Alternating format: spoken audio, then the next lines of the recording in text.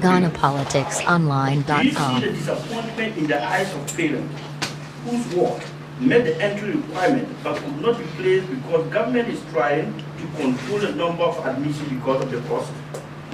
Do you see the disappointment in the eyes of students who sit on the floor to learn in class? Do you see the disappointment in the eyes of students who sleep under trees because there isn't enough space to contain them in the dormitories? Do you see the disappointment in the eyes of parents whose wards are getting pregnant because they stay alone without supervision as there is inadequate dormitories accommodate them, for which matter they have rented private accommodation, making them vulnerable? I can go on and on and on. Fiscal discipline. On the issue of fiscal discipline, the government boasted they resolve to fiscal discipline and respect the limits Parliament set for them within its appropriation, claiming they are well on course to end the year with a fiscal deficit of 6.3%, lower than 6.5% contained in the budget. He went on to praise himself that this is the only second time in a decade that a government has managed to stay within its budget deficit target. Honorable Ken, are we serious? Look, this is ridiculous. When you are not spending, you will definitely stay within appropriation. In fact, any government can achieve that by deciding to be lazy and not spending.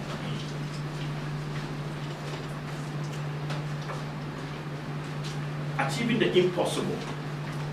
The government also claimed they have achieved in 1 year what seemed impossible in 8 years previously. Verbal rhetoric of no substance.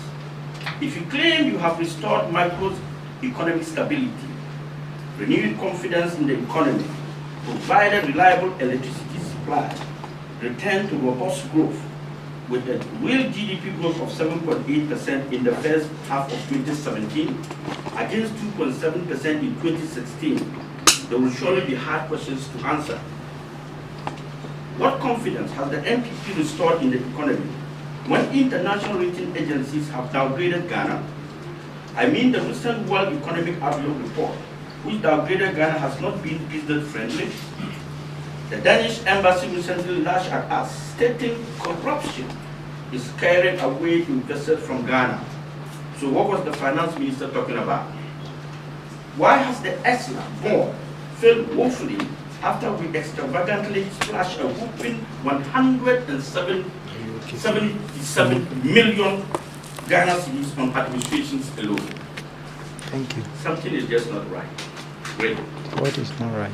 How much investment has been made in the economy so far? How was the minister comparing GDP growth of the entire 2016 to the first year of 2017? Was contribution or foundation did he lay in 2016 that resulted in the 7.8 in the first half of 2017? The minister should tell us whether really they were doing so when he took office, and in what investment he made in the power sector to ensure reliable power supply. Absolutely nothing. Inflation rate reduction. We were told end October, inflation stood at 11.6% from 15.4% end December 2016. Let me ask, what is the essence of reducing inflation when it has no positive impact in the pockets of the ordinary Ghanaian? Why boast of reducing inflation when price of goods are skyrocketing? That is reality on the ground.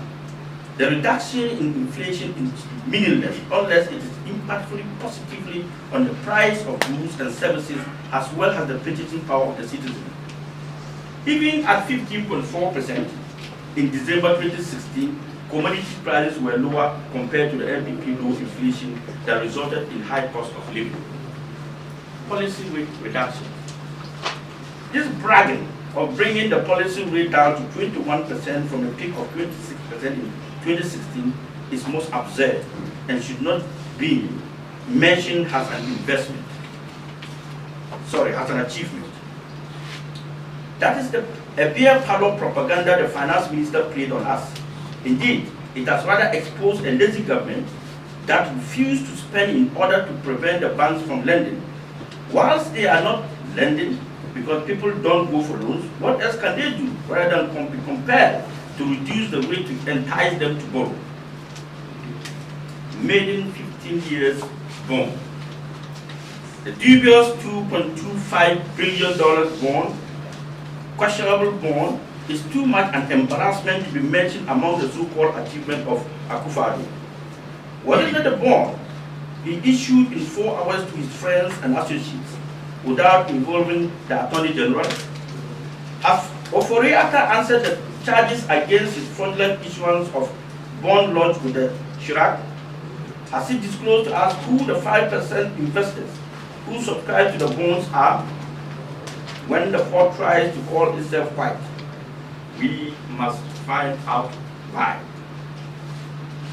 Honorable Ofori-Atta managed to calculate primary balance to 0.3% surplus in September 2017 against a deficit of 1.6% in September 2017 against 1.6% deficit in 2016, but could not tell the country debt stock in September 2017. Who is he misleading? We will not be fooled by cooked figures.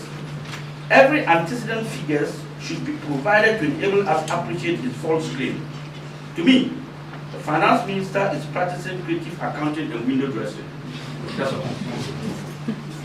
The government is shamefully referring to B- rating as positive sovereign rating, reviews from international rating agencies, Fitch, B stable, and Standard & Poor.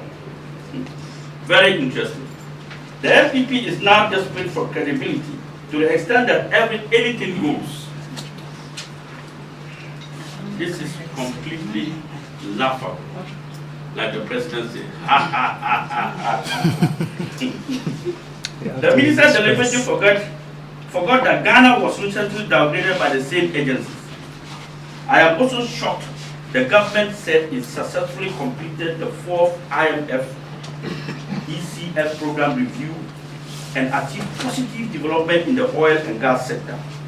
Favorable 8-loss ruling and Sankofa producing first oil 3 months ahead of schedule. What has the MPP done in these areas? Is the IMF program now an achievement? Ladies and gentlemen, we should also ask the MPP why they contributed, what they contributed to the 8-loss victory, which they are deeming their achievement. They should also tell us what investment they made in the oil and gas sector. The Sankofa project and the tin field were already established by the $6 billion investment from Eni Ghana, which they, the MPP, vehemently opposed before they took over. So what did they do to warrant an achievement on their part? As far as we are concerned, the MPP government deserves no credit because they did nothing in all these. Now the so-called undisputed Ghana Post GPS. I call it the undisputed because you will hear the rest. Discussion of this scam is now a taboo in Ghana. The National Digital Property Addressing System to provide a unique address for all properties in Ghana was launched recently by our dear Dr. Mahmoud Bawumia, erroneously claiming it has leapfrogged the USA, Germany, UK, and Sweden. This is no achievement, especially when it's another plagiarism that cost the taxpayers over 11.6 million Ghana cedis. Most IT experts who examined the fraudulent leapfrogging app said it was a free app on Google App Store. Yet our vice president, the most prudent finance expert, has gone to buy this free app. Is it an achievement to buy something that is not for sale? Since when? Is it not fraud to claim to have bought something which is dashed to you free? I grant it to them. It is not easy to create, loot, share on this massive scale. The National Identification System.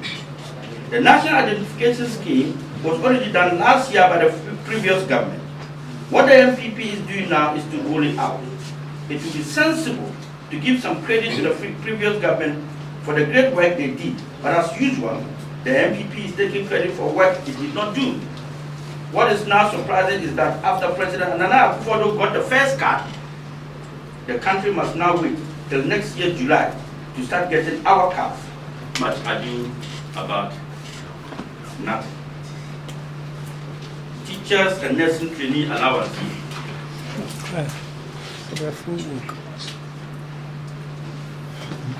Government has again fooled Ghanaians to believe it has restored these allowances. The drama at Suyani has dissipated. The nurses have now claimed all the allowances did not come in October. They are not sure November will even come, while some are yet to receive both the September and October allowance. As for the teachers' trainee, it is pathetic. The NPP has gone back to the NDC policy of paying the teachers through the student loan trust. StarFM.com on Monday reported that the trust has taken over the teacher trainee allowances. This means the NPP has reneged on restoring allowances and opt to implement Mahama's policies by giving trainees loans through the SLT. Is this not hypocrisy? Is this hypocrisy an achievement? Wasteful appointment draining the public purse. The NPP believe that 110 ministers will solve the problem of our country.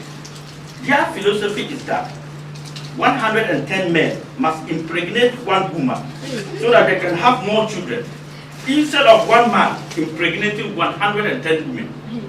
That is why we have more than 6 ministers in one ministry. Why did they create all these ministries of railway, roads and highways, transportation, aviation? One ministry could have managed their respective portfolio. The government in 10 months in office has borrowed several millions of dollars, but could not point to any tangible achievement.